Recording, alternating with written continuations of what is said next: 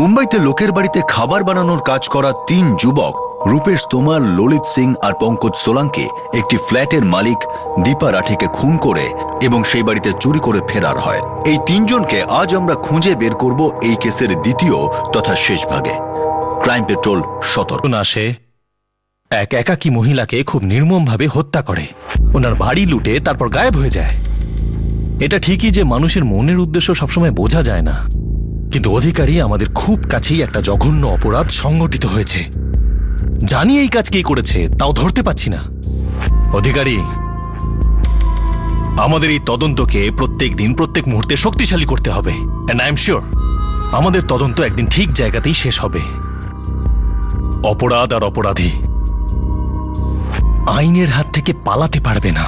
কিন্তু এটা কোনো সাধারণ চোর পুলিশের খেলা ছিল না। যেমন আগুন থেকে আগুন জ্বলে, তেমনি এই কেসেও একটি সূত্র অন্য সূত্রগুলোর উপর আলো ফেলছিল, কিন্তু প্রতিটি সূত্রই একটা অন্ধকার সুড়ঙ্গে আটকে যাচ্ছিল। অপরাধীদের পাল্লাই সব দিক থেকে ভারী ছিল, কিন্তু পুলিশ না এগোতে পারছিল না পিছোতে। শেষ পর্যন্ত 2 মাসের অনবরত তল্লাশির পর ক্রাইম ব্রাঞ্চ প্রথম সাফল্যের গন্ধ পেল।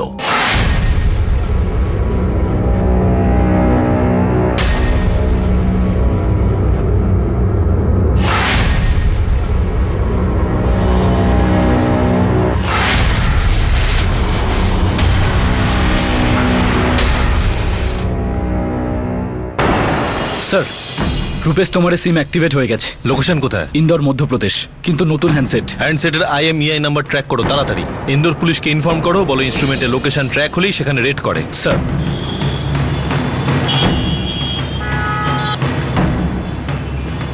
মুম্বাইয়ের কারো হ্যান্ডসেট ওটা? হ্যাঁ স্যার, বুড়িবালির বাসিন্দা রাজেন্দ্র বলে কেউ একজন এই রূপেশ তোমার ওরই হ্যান্ডসেট ইউজ করছে।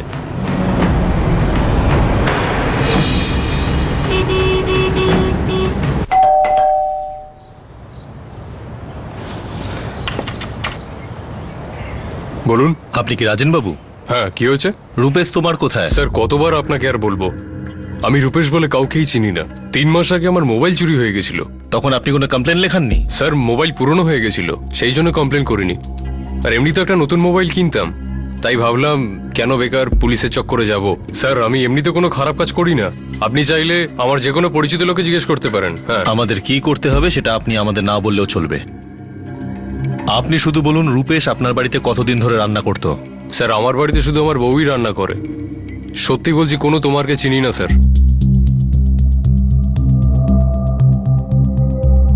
রূপেশের সিম অ্যাক্টিভেট হওয়ার পর যে লোকেশন ইনফরমেশন আমাদের কাছে এসেছিল, সেই লোকেশনটাকে পুরোপুরি স্ক্যান করা হয়েছে, তাও 2 বার, কিন্তু ও এখনো ধরা পড়েনি। আর রূপেশের ফোন আবার সুইচ অফ বলছে। অধিকারী, আমরা পুরোপুরি সতর্ক আছি। আমরা স্টেশন, লজ সব জায়গাতে নজর রাখছি। ওরা কোনোভাবে ইন্দোর ছেড়ে যেন না পালাতে পারে। হতে পারে আরো 2 জন ওর সঙ্গেই আছে। আমরা পুরোপুরি তৈরি আছি, শুধু চাই ও একবার গর্ত থেকে বেরিয়ে আসুক। স্যার, রূপেশ বেরিয়ে গেছে হাত থেকে, ওর ফোন সুইচ অফ। ললিতার পঙ্কজের স্ট্যাটাস? 2 জনের ফোনও বন্ধ স্যার। 2 মাস ধরে পাগলের মতো এদের খুঁজছি আমরা, আর এরা আমাদের চোখকে ফাঁকি দিচ্ছে, তাও একটা ওয়েল প্ল্যান মার্ডার আর লুটপাট করার পরে। স্যার, আমি আবার ওদের ফোন রেকর্ড চেক করাচ্ছি। প্রথমবারের ক্রিমিনাল হিসেবে একটু বেশি চালাকি দেখাচ্ছে এরা। স্যার, আমরা 3টে বাড়িতেই ভীষণভাবে নজর রেখেছি, কিন্তু 3 জনের মধ্যে কেউই গ্রামে ফিরে আসেনি। এমনকি বাড়ির লোকেদেরও ওরা ফোন করেনি। আমরা সবসময় ওদের কলগুলোকে মনিটর করছি।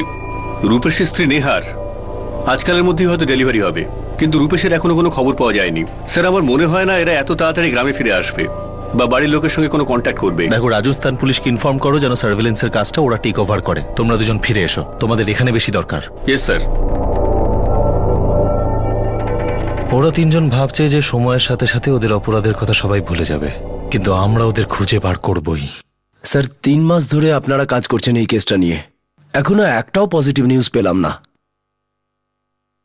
আমার স্ত্রীর খুনিরা ধরা পড়বে তো?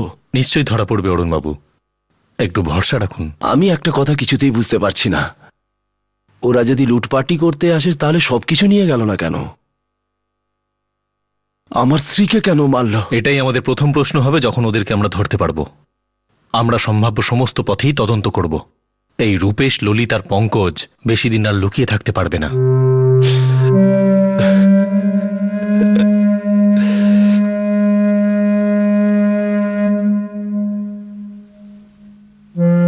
বাবা, সেদিন যদি তুমি রূপেশকে টাকা দিয়ে দিতে, তাহলে কি এসব হতো?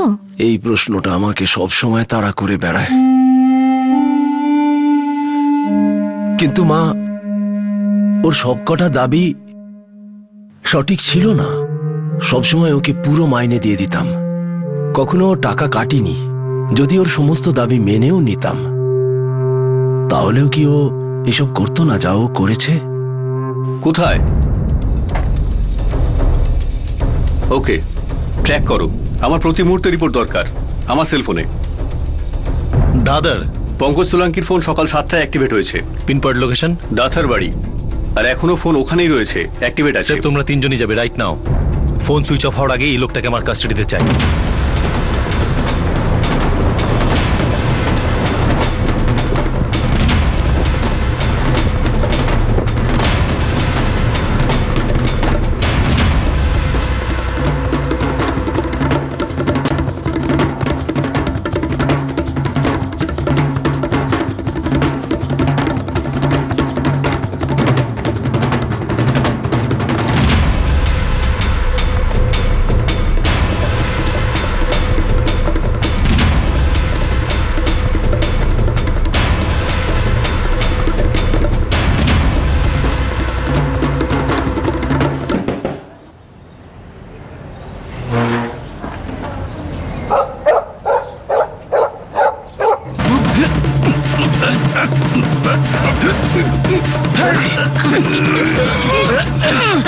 খুব চালাক মনে করিস না?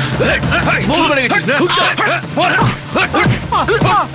চল চল চল। দীপা রাঠির খুন আর গয়না এবং টাকা লুট হওয়ার প্রায় 3 মাস পর শেষ পর্যন্ত 3 অপরাধীর মধ্যে একজন পঙ্কজ সোলাঙ্কি ধরা পড়ল। পঙ্কজ কি তার অপর 2 বন্ধুকেও ধরিয়ে দেবে? সে কি জানতো যে রূপেশ তোমার আর ললিত সিং এখন কোথায়? পঙ্কজ, সবে তো তোকে আমরা এখন ধুয়েছি, এরপর তোকে শুকিয়ে ছোট ছোট টুকরো করে কেটে নুন মশলা ছড়িয়ে ছাকা তেলে ভাজা বাকি আছে। আমি সত্যি বলছি স্যার, আমি জানি না রূপেশ আর ললিত কোথায় গেছে। লুটের পর আমরা সব মাল 3 ভাগে ভাগ করে নিয়েছিলাম আর নিজেদের রাস্তায় চলে গেছিলাম স্যার। লুটের পরে আর লুটের আগে? লুটের আগে যে দীপা রাঠিকে খুন করা হয়েছিল সেটাও 3 ভাগে করেছিলি তোরা, হ্যাঁ? রূপেশের এত কি রাগ ছিল ওই মহিলার ওপর যে তাকে খুন করতে হলো? শুধু মাইনে বাড়ায়নি তার জন্য? রূপেশ বলেছিল ওকে টাকাই দেয় না। শালা প্রচুর টাকা ওদের, আর আমার মাইনের 15,000 টাকা আটকে রেখেছে, দেয়নি। এত টাকা আসে কি করে ওদের কাছে? আমাদের মতো গরিবের টাকা খেয়ে খেয়ে মোটা হয়েছে এরা। সবার ভাগ্য সমান হয় না, কম বেশি তো হতেই পারে। না পঙ্কজ, রূপেশ ঠিকই বলছে। এই বড় লোকরা কোটি টাকা কামায়, আমরা 500 টাকা বেশি চাইলে আমাদের ওরা ন্যায় নীতি সততার পাঠ পড়ায়। হাজার হাজার টাকার এরা মোজা পরে আর উড়োজাহাজের টিকিটের জন্য লাখ টাকা খরচা করে, আর আমাদের টাকা কেটে খুব খুশি হয় ওরা। নিজেদের খুব বুদ্ধিমান ভাবে। বুদ্ধিমান তো ওরা হয়, এটা তো মানতেই হবে। এখনো আমার বুদ্ধি ওরা দেখেনি। আমার মাথায় কি চলছে জানিস? কি? যাদের বাড়িতে আমি কাজ করতাম, রাঠি, ওদের কাছে এত টাকা আছে, এত টাকা আছে তো যে একবার একটা ঝটকা দিলে আমাদের সারা জীবন ভালোভাবে কাটবে। রূপেশ ঝটকা মানে? স্যার, রূপেশই খোঁজ নিয়েছিল যে রাঠি বাবুর 2 মেয়ে বাইরে চলে যাচ্ছে।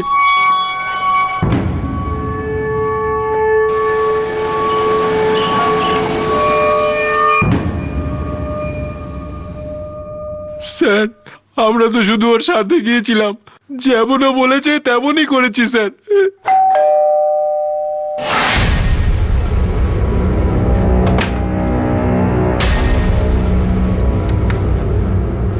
নমস্কার ম্যাডাম। নমস্কার রূপেশ, তো কি মনে করে?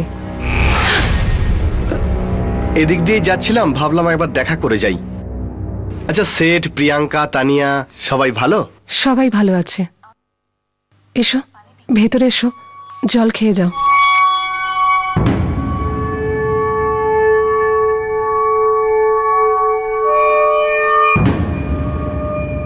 ওনার হাতে মোবাইল আছে। সেট বা অন্য কাউকে ফোন করার আগেই আমাদের কাজটা করতে হবে। তোরা দুজন ওনাকে ভেতরে নিয়ে যা। যা।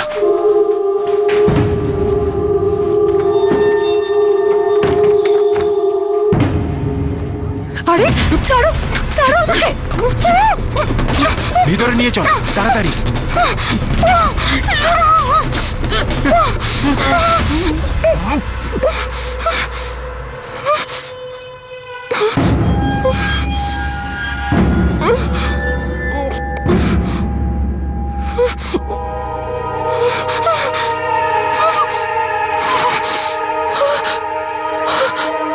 রূপেশ,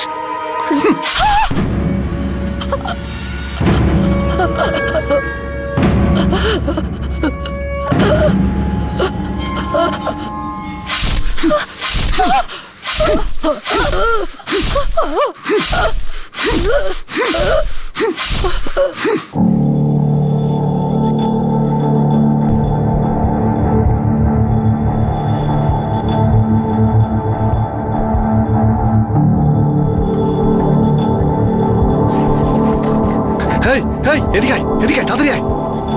এই দেখ,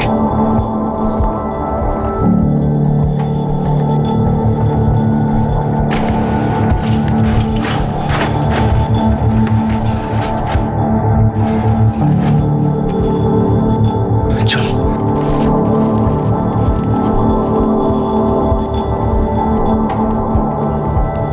এই পঙ্কজ, ললিত, এদিকে দেখ, এদিকে দেখ। এই ছাড় ছাড়, চল চল চল চল চল, তাড়াতাড়ি তাড়াতাড়ি তাড়াতাড়ি চল।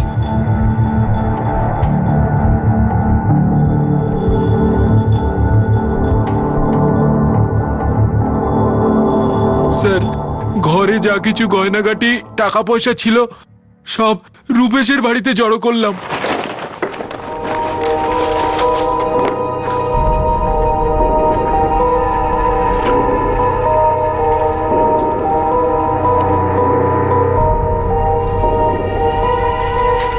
এনে পঙ্কজ, এটা তোর ভাগ। এবার তুই তোর রাস্তায়, আর আমি আর ললিত আমাদের রাস্তায়। আমি কোথায় যাব? তোরা কোথায় যাবি? আমরা একে অপরকে বলবো না আমরা কোথায় যাচ্ছি। ব্যাস এটা মনে রাখ, শুধু ফোন বন্ধ রাখবি, আর ভুল করেও নিজের বাড়িতে ফোন করবি না। এখন যা, আনন্দ কর।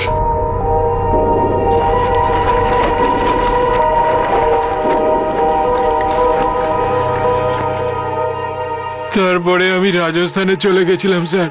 আমি জানি না ওরা দুজন কোথায় গেছে। আর তোর ভাগের সেই গয়নাগুলো কি করেছিস সেটা নিয়ে?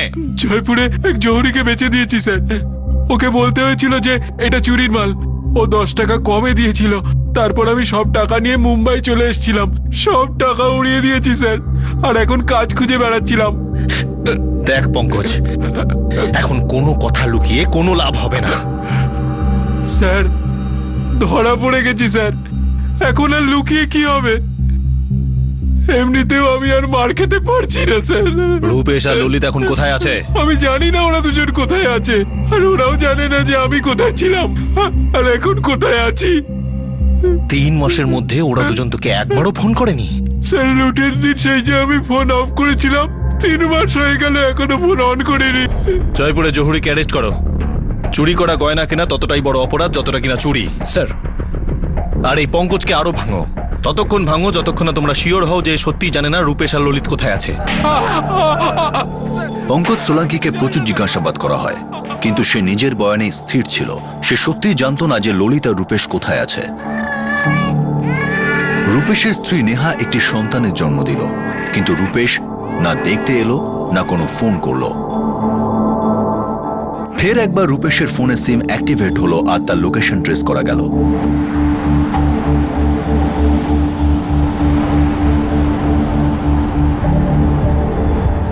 আর এইবারও ইনস্ট্রুমেন্ট কোনো মুম্বাইয়ের বাসিন্দারই ছিল। স্যার, ওর নাম মালতী। আর সে একজন প্রস্টিটিউট। হ্যাঁ স্যার। এর মানে হলো রূপেশ এখনো মুম্বাইতেই আছে। আরে ডাক না কেউ মালতীকে। ব্যাপারটা কি সাহেব? আমরা একজন অপরাধীকে খুঁজছি যে এখন মালতীর ফোনটা ইউজ করছে। কি বলছেন সাহেব? কি ব্যাপার দিদি? আরে মালতী, তোর ফোন কোথায়? কাকে দিয়েছিস? আমি তোমাকে বলেছিলাম না গত সপ্তাহে ফোনটা হারিয়ে গেছে, তার বদলেই নতুন ফোন। মালতী, একটা মার্ডার হয়েছে, আর মার্ডার করেছে এই লোকটা যে কিনা তোমার ফোন ইউজ করছে।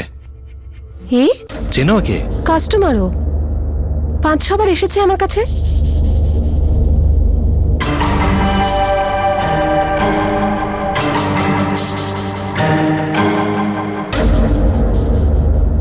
এবার বুঝতে পেরেছি সাহেব, শেষবার যখন আমার কাছে এসেছিল তখন থেকেই আমার ফোনটা পাচ্ছি না। শালা মরকটটা আমার ফোনটাই চুরি করলো। গত সপ্তাহে ও এখানে এসেছিল? হ্যাঁ সাহেব, তখনই তো আমার ফোনটা চুরি করে নিল। আপনার এখানে যে লোকটা এসেছিল সে একজন খুনি। আমাদের কাছে ক্রিমিনাল আসুক বা বাবু, আমরা শুধু অ্যাডভান্সে টাকাই নিই, ঠিকুজি কুষ্টি নয়। পরের বার যখন ও আসবে না সাহেব, তো দুটো থাপ্পড় আমি ওকে কষাবো আর আমার ফোনটা ছিনিয়ে নেব। ও যদি আবার এখানে আসে সাথে সাথে আমাদের খবর দেবে। ও ওয়ান্টেড। স্যার, রূপেশের লোকেশন এখনো মুম্বাই দেখাচ্ছে। আমাদের সমস্ত নেটওয়ার্ক অ্যাক্টিভ করে দাও অধিকারী, ও যেন এবার পালাতে না পারে। স্যার, আর একটা কথা, এই রূপেশ কন্টিনিউ একটা নাম্বারের সাথেই কথা বলছে। নম্বর ট্র্যাক করো আর নাম্বারের মালিককে উঠিয়ে নাও এক্ষুনি। স্যার, রিঙ্কি মাথুর। রূপেশকে তুমি কিভাবে চেনো? স্যার, আমরা ফোনে কথা বলতাম, কখনো দেখা হয়নি। 4 দিনে 23টা কল, 38 SMS এক্সচেঞ্জ হয়েছে তোমাদের মধ্যে। আর তুমি আমাদের বলছো যে তুমি ওকে কোনোদিনও দেখোইনি। স্যার, আপনি বলুন না ব্যাপারটা কি। তার আগে তুমি বলো, তুমি কিভাবে চেনো ওকে? আমি ওকে জানি না, আর কখনো দেখাও হয়নি, শুধু আমাদের ফোনে আলাপ হয়েছে। ফোনে আলাপ? সরি, তোমাকে কষ্ট দিলাম। ইটস ওকে, কোনো ব্যাপার না। এমনিতে তোমার কথা শুনে খুব ভালো লাগলো। নমস্কার।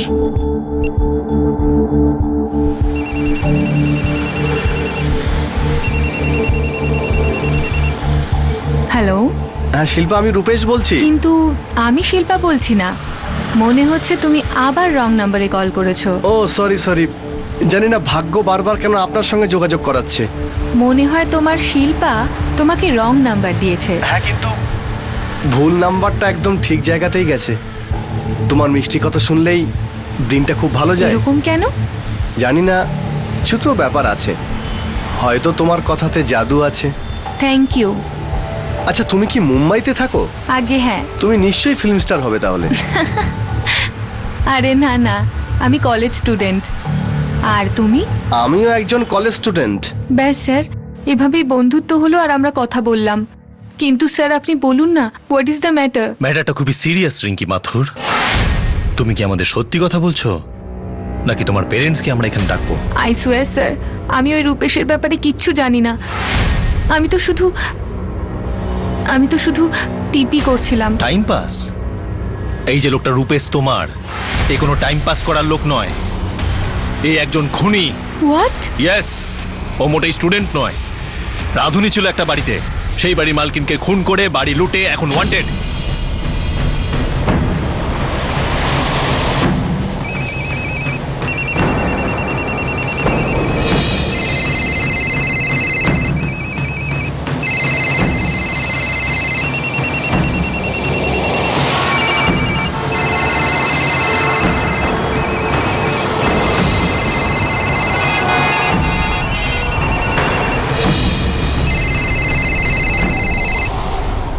স্যার, রূপেশের নাম্বার যে শহরগুলোতে অ্যাক্টিভ হয়েছিল সব জায়গায় পুলিশ ওকে খুঁজছে, কিন্তু এখনো অবধি কোনো লিড পেলাম না। অধিকারী, এটা হচ্ছেটা কি? 4 মাস হয়ে গেছে, 3 ক্রিমিনালসের মধ্যে একটাকে ধরতে পেরেছি, বাকি দুটোকে পারিনি। আর টিমের ক্যাপ্টেন তো অল ইন্ডিয়া ট্যুর করছে, আলাদা আলাদা মেয়েদের সাথে ফোনে রোম্যান্স করছে, আলাদা আলাদা জায়গা থেকে ফোনের ইনস্ট্রুমেন্ট চুরি করছে, সেই ইনস্ট্রুমেন্টে নিজে সিম কার্ড ভরে সেটাকে অ্যাক্টিভ করছে। আমরা সমস্ত ইনস্ট্রুমেন্ট, সমস্ত সিম কার্ড সার্ভিলেন্সে লাগিয়েছি, তাও কিচ্ছু করতে পারছি না। এই খেলায় বারে বারে দেখছি ওই জিতে যাচ্ছে আর আমরাই চক্কর কেটে মরছি।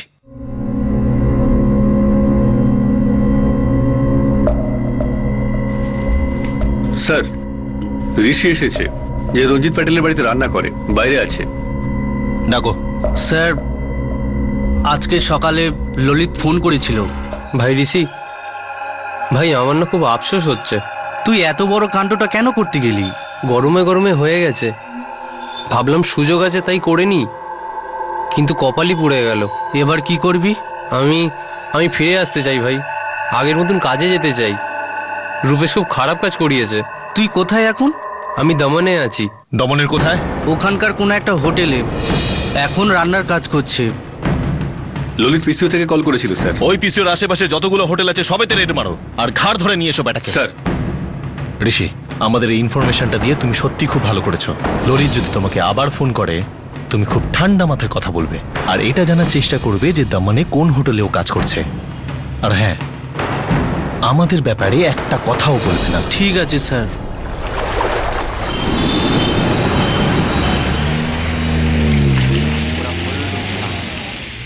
ছেলেটা তো এটাই, কিন্তু ও তো নিজের নাম কীর্তি বলেছিল। মিথ্যে বলেছে আপনাকে। তাছাড়া ছেলেটা কোথায় রয়েছে? ভেতরে আছে, কাজ করছে।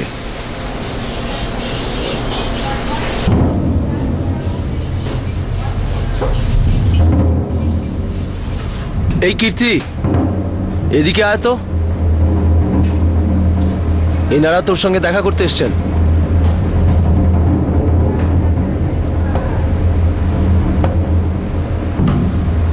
কেমন আছো কীর্তি? ওরফে ললিত সিং। খুনের প্রায় 6 সপ্তাহ পর দ্বিতীয় খুনি ললিত সিং এবার পুলিশের হেফাজতে এসে গেছে। পঙ্কজের মতো সেও জানতো না যে মূল অভিযুক্ত রূপেশ তোমার কোথায় রয়েছে, কিন্তু আরেকটি নতুন টুইস্ট এলো। স্যার আমি সত্যি কথা বলছি, আমি জানি না রূপেশ কোথায় আছে। যবে থেকে আমরা যে যার রাস্তায় চলে গেছি তখন থেকে রূপেশের সাথে কথা হয়নি। ঘটনার পর থেকে কেউই সুখী ছিলাম না স্যার। এইসব করে খুব আফসোস হয়েছে স্যার। দেখ, যার সত্যি আফসোস হয় তার সামনে নতুন রাস্তা খুলে যায়।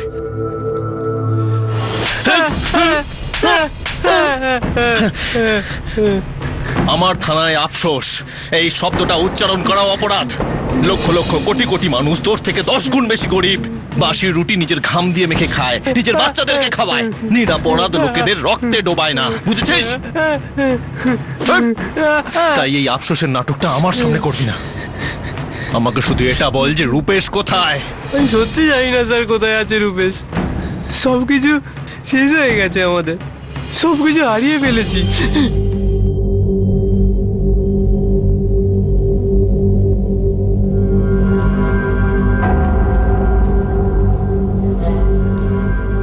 কিছুদিন এখানেই থাকতে হবে। পুলিশ আমাদের পাগলের মতো খুঁজছে।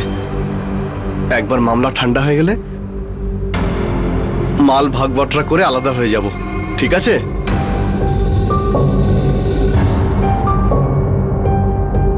রাঠি ম্যাডামকে খুন করার পর আর ওনার ঘর লুট করার পর ভাইনদের একটা ভাঙাচোরা বাড়িতে 1 সপ্তাহ ছিলাম, যেখানে কেউ আসতো না, কুকুরও না। তারপর একদিন ভাবলাম লুটের মাল ভাগাভাগি করে এখান থেকে কেটে পড়ি। তারপর জানতে পারলাম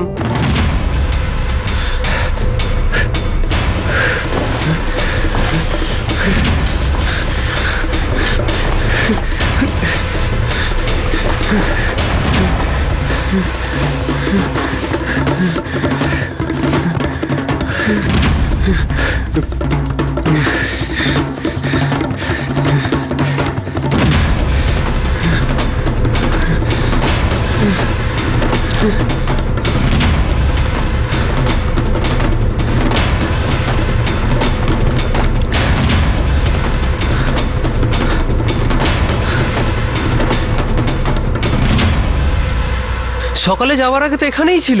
আরে তাহলে এখন কোথায় গেল? হে ভগবান, যখন আমরা খেতে গিয়েছিলাম তখন এখানে কেউ আসেনি তো?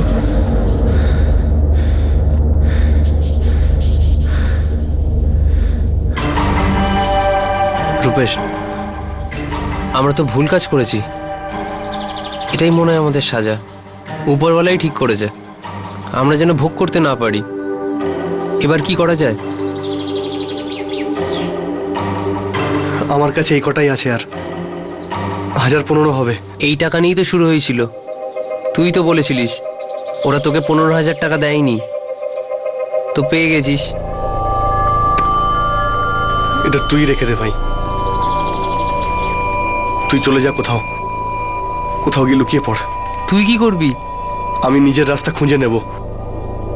তুই সত্যি কথাই বলেছিলি,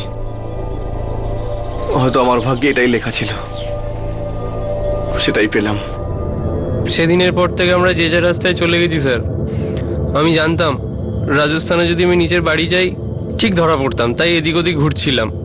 ঘুরতে ঘুরতে দমন পৌঁছলাম, তারপর ওই চাকরিটা ধরি, আর আজকে আপনারা আমায় ধরলেন। এটাই আমার ভাগ্যে লেখা ছিল স্যার। এবার রূপেশের ভাগ্য আমরা লিখব।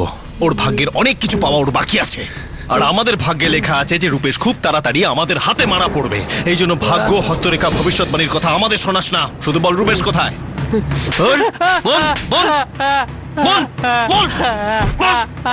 স্যার বলছি, স্যার বলছি স্যার। ও সম্বন্ধে একজন বলতে পারবে স্যার, ওকে আমি চিনি স্যার, ওই বলতে পারবে। কে? একটা মেয়ে আছে স্যার। কে মেয়েটা? রূপেশ ওই মেয়েটাকে ভালোবাসে স্যার। নাম বল। ওর নাম জানি না স্যার, কিন্তু ও যে বারে কাজ করে সেই বারের নাম জানি স্যার। অর্পিতা বার, মীরা রোডের কাছে।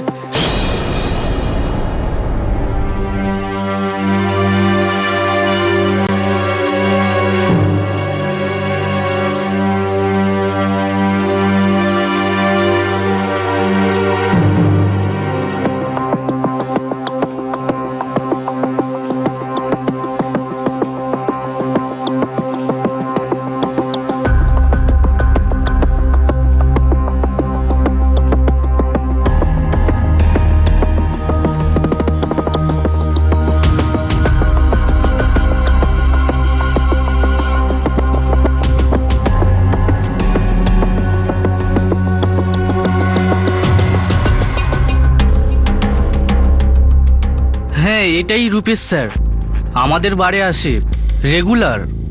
লাস্ট টাইম কবে এসেছিল? কিছুদিন আগে এসেছিল। স্পেশাল কেউ আছে যার জন্য ও আসে? অঙ্কিতা বলে মেয়েটিকে ও ভালোবাসে, ওর নাম অঙ্কিতা ইয়াদব।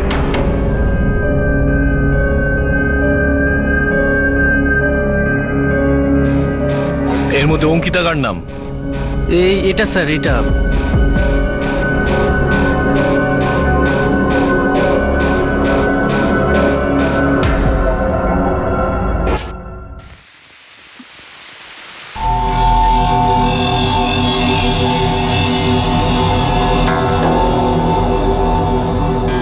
হ্যাঁ স্যার, আমি রূপেশকে চিনি। কতটা চেনো ওকে? ও আমাকে লাভ করে, ও আমাকে বিয়ে করতে চায়। তুমিও ওকেই বিয়ে করতে চাও? হ্যাঁ সাহেব। অঙ্কিতা, তুমি এমন একজনকে বিয়ে করতে চাইছো যে তার মালকিনকে খুন করেছে, তার বাড়ি লুট করেছে। দেখো, দুটো রাস্তা আছে তোমার কাছে। এক, রূপেশকে ধরতে আমাদেরকে সাহায্য করো, আর দ্বিতীয়টা হলো রূপেশের সাথে জেল যাওয়ার জন্য তৈরি হয়ে যাও। বলো কি চাও তুমি?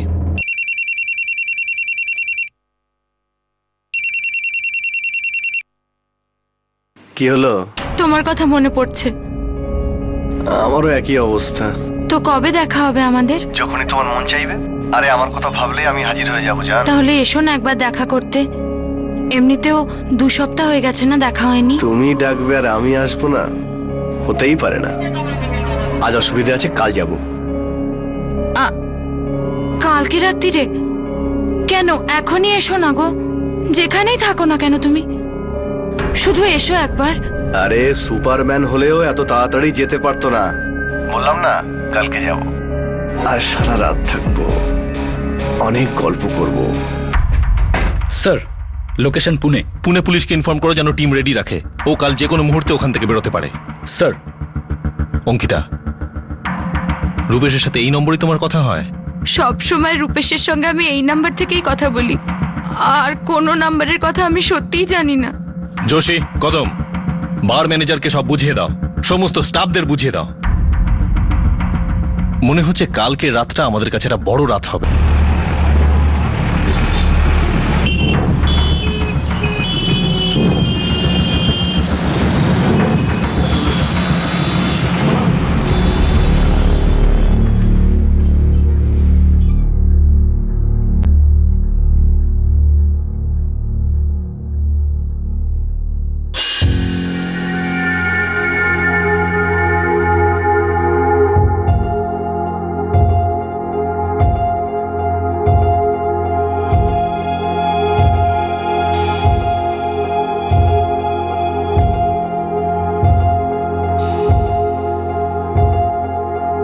এই কিচেন দিয়ে ছাড়া বাইরে যাওয়ার আর কোনো রাস্তা আছে?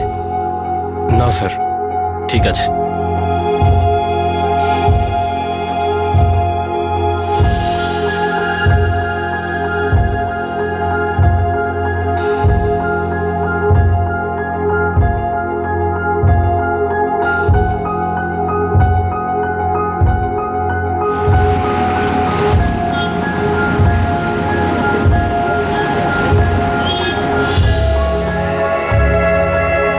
স্যার, পুনে পুলিশ এখনো ওকে ট্র্যাক করতে পারেনি, ও কন্টিনিউ মুভ করছে। ওর ফোন এই সময় সার্ভেলেন্সে আছে?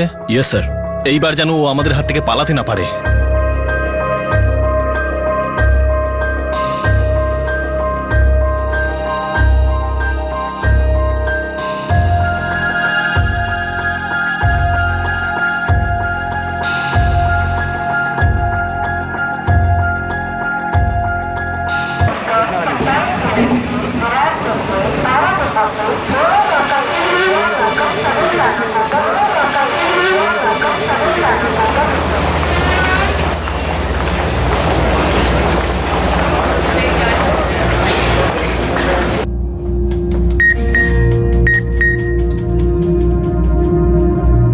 স্যার, ও সেলফোন মুভমেন্ট ট্র্যাক হয়েছে এই মুহূর্তে মিরা রোড স্টেশনে। মুকুলকে অ্যালার্ট করো। ওকে বলো রূপেশ ভেতরে ঢুকতেই যেন ও আমাদের ইশারা করে। স্যার।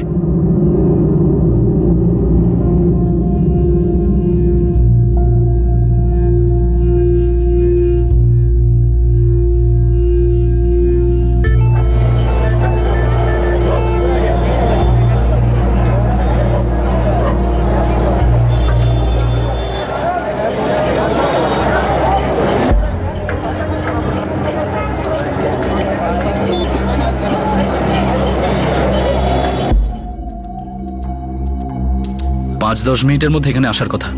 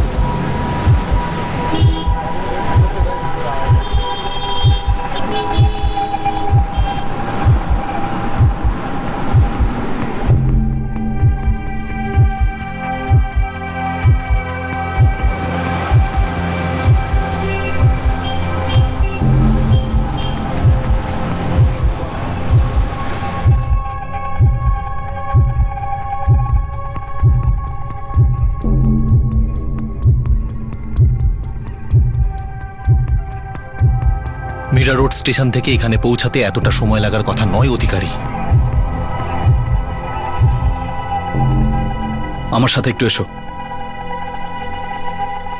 ফোন করো রূপেশকে, জিজ্ঞেস করো কোথায়।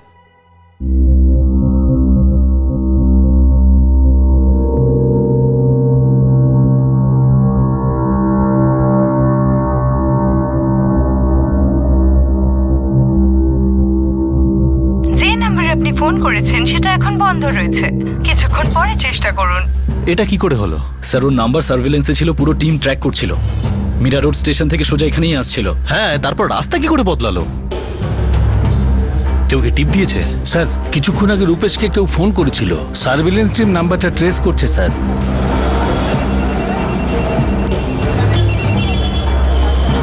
হ্যালো স্যার, রূপেশকে কেউ সবকিছু বলে দিয়েছে। কে বলেছে? না স্যার, অঙ্কিতার নাম্বার ছিল না, অন্য নাম্বার ছিল। খুব তাড়াতাড়ি আমরা ওর ডিটেলস পেয়ে যাব। অধিকারী, এই বারে যারা কাজ করে তারা ছাড়া আর কেউ কি করে জানতো যে আমরা এখানে ওয়েট করছি?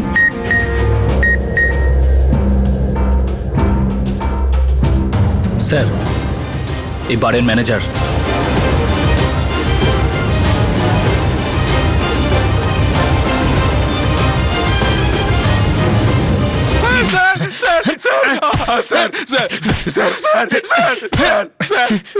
বল কি কানেকশন আছে তোর রূপেশের সাথে?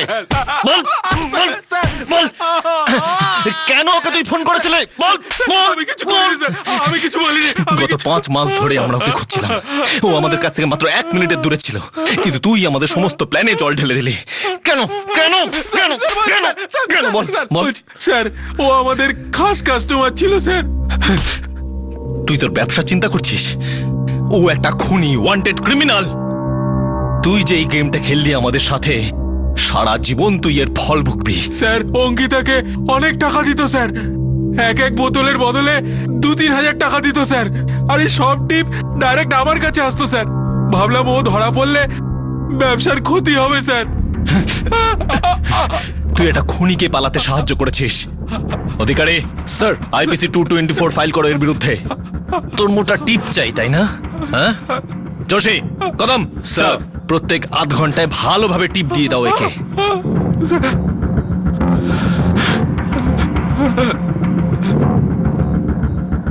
স্যার, ফোন এখনো সুইচ অফ বলছে। আর তো এই সিম সুইচ অন হবে বলে মনে হয় না। আমাদের এবার 24 ঘন্টায় অঙ্কিতার উপর নজর রাখতে হবে। শুধু অঙ্কিত নয়, রূপেশের সাথে কানেক্টেড যতগুলো লিড আমরা পেয়েছি সবার উপর 24 ঘন্টার সার্ভেলেন্স আর প্রত্যেকটা কলের ডিটেল চাই আমার। প্রস্টিটিউট মালতী, ফোন ফ্রেন্ড রিঙ্কি দুজনেরই। স্যার পঙ্কজ আর ললিতকে আরো বানাও, ভালোভাবে বানাও, কিছু না কিছু নিশ্চয়ই বলবেও। এই রূপেশকে যে করেই হোক আমি লকআপে চাই, আর ওকে আমি নিজে বানাবো। আরো একটা কথা স্যার, ওই বার ম্যানেজার পীযূষ, ও জানতো যে রূপেশ খুন করেছে, তাও রূপেশকে সাহায্য করেছে টাকার লোভে। অত তাই বললো? হ্যাঁ, সে তো পীযূষের লোভ ছিল। একটা বেকার ছেলের হাতে এত টাকা কোথা থেকে আসলো? ললিতের কথা অনুযায়ী লুট করা সমস্ত টাকা, জুয়েলারি আর ঘড়ি একটা ব্যাগের মধ্যে ছিল যেটা চুরি হয়ে গেছে। তাহলে রূপেশের কাছে এত টাকা কোথা থেকে আসলো? স্যার কিছু জানি না স্যার, ছেড়ে দিন স্যার। ললিত আর পঙ্কজকে আবার 3rd ডিগ্রি ইন্টারোগেশন করা হলো। তারা বলল যে তারা জানে না রূপেশ কোথায়, আর তারা এটাও জানে না যে রূপেশের কাছে এত টাকা কোথা থেকে এলো। দীপা রাঠির পরিবার এই বেদনাদায়ক ঘটনার সমাপ্তি চাইছিল। তারা 3 খুনিকে জেলের ভিতরে দেখতে চাইছিল। তারা দীপার জন্য ন্যায় চাইছিল। অন্যদিকে ক্রাইম ব্রাঞ্চ ফেরার খুনি রূপেশ তোমারকে ধরার জন্য সব রকমের চেষ্টা চালাচ্ছিল। তারাও এই কেসের সমাপ্তি চাইছিল। 2 খুনি ধরা পড়ে গিয়েছিল, শুধু এবার প্রধান অভিযুক্তকে ধরা বাকি ছিল।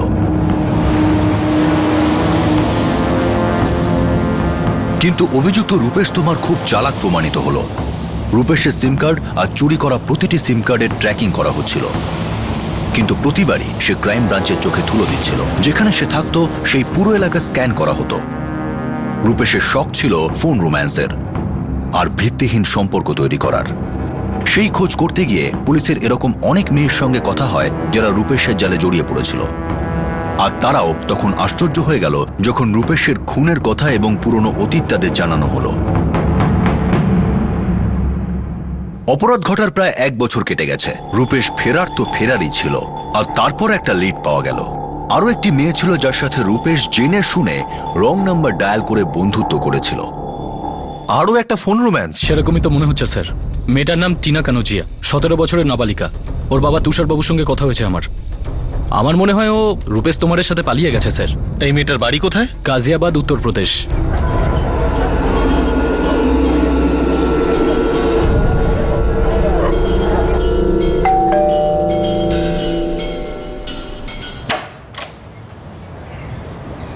বলুন। টিনা কানোজিয়ার বাড়ি এটা?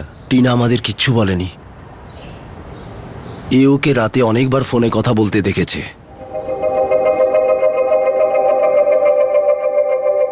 আর 1 সপ্তাহ আগে আমাদের একমাত্র 17 বছরের মেয়ে টিনা আমাদের কিছু না বলে বাড়ি থেকে পালিয়ে গেল।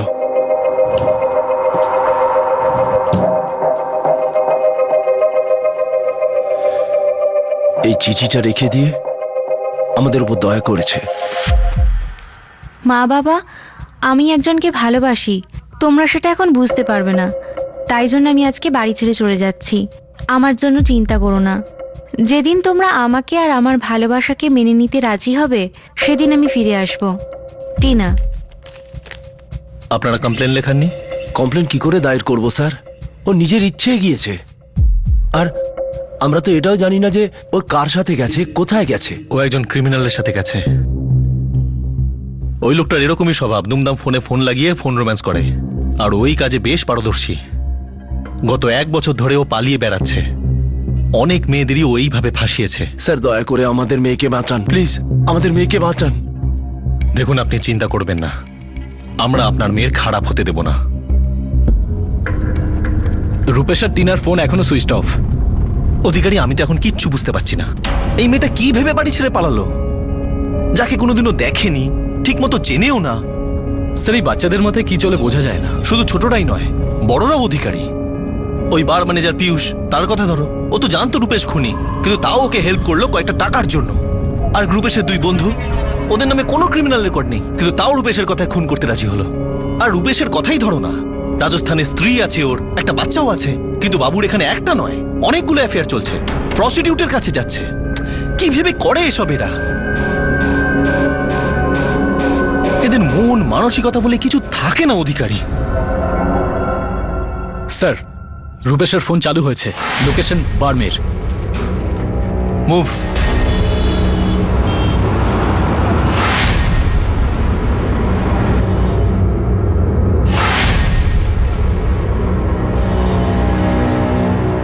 হ্যাঁ স্যার, এই দুজনকে দেখেছি স্যার, এই ছেলেটাকে আর এই মেয়েটাকেও।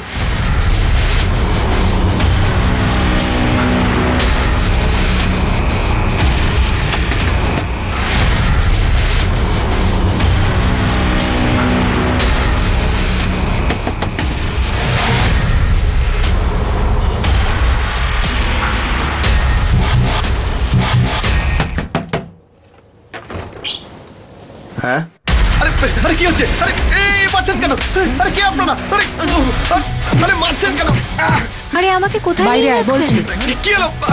আরে আরে স্যার প্লিজ ওকে মারবেন না, ও আমায় কিডন্যাপ করেনি, আমি নিজের ইচ্ছায় এসেছি।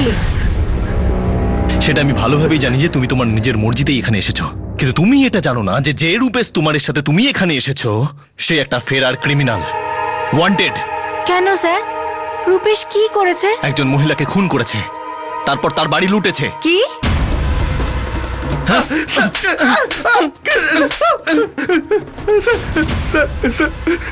আমি ললিতকে মিথ্যে বলেছিলাম যে ব্যাগটা চুরি হয়ে গেছে স্যার। আমার প্রথম থেকে সন্দেহ ছিল যে কিচ্ছু চুরি হয়নি। এটা তুই রেখে দে ভাই, তুই চলে যা কোথাও। তুই কি করবি? আমি নিজের রাস্তা খুঁজে নেব। হ্যাঁ স্যার, আমি ওই চুরি করা টাকা লুকিয়ে রেখেছিলাম।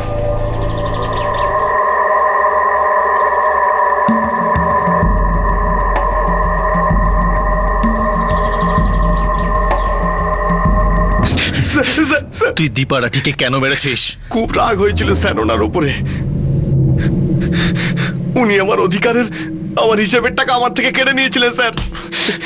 ওনারা যদি তোকে 15,000-এর জায়গায় 30,000 টাকা দিত তাও তুই ফিরে যেতিস, একইভাবে ওনাকে হত্যা করে সবকিছু লুট করতিস, বন্ধুদের সাথে বেইমানি করতিস, অল্প বয়সী মেয়েদের ফাঁসাতিস।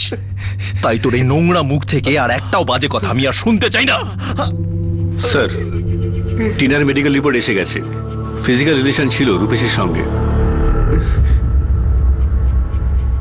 অধিকারী স্যার, চার্জশিট রেডি করো, আর উত্তরপ্রদেশ পুলিশকে বলো যে ও একটা নাবালিকা মেয়ে টিনা কানোজিয়াকে রেপ করেছে, রেপ চার্জেস যেন লাগায়। ও মিথ্যে বলেছে স্যার।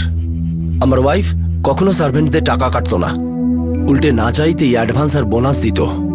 তবে হ্যাঁ, রূপেশ বাড়াবাড়ি রকমের টাকা চাইছিল, এই জন্য আমি ওকে তাড়িয়ে দিয়েছি। আর দেখুন, 1.5 বছর পরে যখন ফিরে এলো, ও কি করলো? ওরই গলা কাটলো। অ্যাকচুয়ালি দীপার দরজাটা খোলা উচিত হয়নি। ঠিকই বলেছেন অরুণবাবু, দীপা দেবীর দরজা খোলা উচিত হয়নি, কিন্তু উনি কিভাবে রূপেশের উদ্দেশ্য বুঝতে পারতেন? হ্যাঁ, এটাও সত্যি। আমরা রূপেশ আর তার 2 বন্ধুর উপর চার্জশিট ফাইল করছি। এবার কোর্ট ঠিক করবে এদের 3 জনের কি সাজা হওয়া উচিত।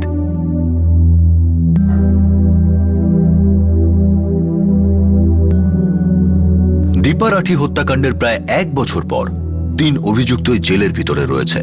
তল্লাশির এক লম্বা সফর শেষ পর্যন্ত শেষ হল। রূপেশ তোমার আর তার 2 সঙ্গী ললিত সিং আর পঙ্কজ সোলাঙ্কির বিরুদ্ধে আইপিসির 302 ধারা অনুযায়ী খুনের জন্য, 34 নম্বর ধারা অনুযায়ী কমন ইন্টেনশনের জন্য, 397 নম্বর ধারা অনুযায়ী হত্যা বা প্রাণঘাতী হামলার সঙ্গে চুরি বা ডাকাতি করার জন্য, আর 452 নম্বর ধারা অনুযায়ী ক্ষতি করার উদ্দেশ্যে কারো ঘরে জবরদস্তি ঢোকার অভিযোগ দায়ের করা হয়েছে। রূপেশ তোমারের বিরুদ্ধে এক নাবালিকাকে রেপ করার অপরাধে আইপিসির 376 নম্বর ধারা অনুযায়ী এবং পক্সো অ্যাক্ট অর্থাৎ protection of children from sexual অফেন্সের অভিযোগও দায়ের করা হয়েছে। আসলে বেতনের টাকা নিয়ে যত ঝামেলা ছিল, আর সেই রাগের পরিণাম দেওয়ার জন্য তোমার তার সঙ্গীদের সঙ্গে 1.5 বছর পর ফিরল আর এত বড় একটা অপরাধ করল।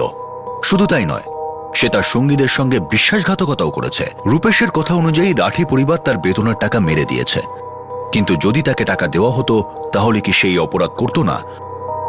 রূপেশের লোভ তার ক্ষোভের চেয়েও বেশি হয়ে গিয়েছিল। এখন গুরুত্বপূর্ণ প্রশ্ন এটাই যে নিজেকে অন্যায়ের শিকার বলে দাবি করা রূপেশ এই খুন করে কখনো কি ন্যায় পেতে পারত?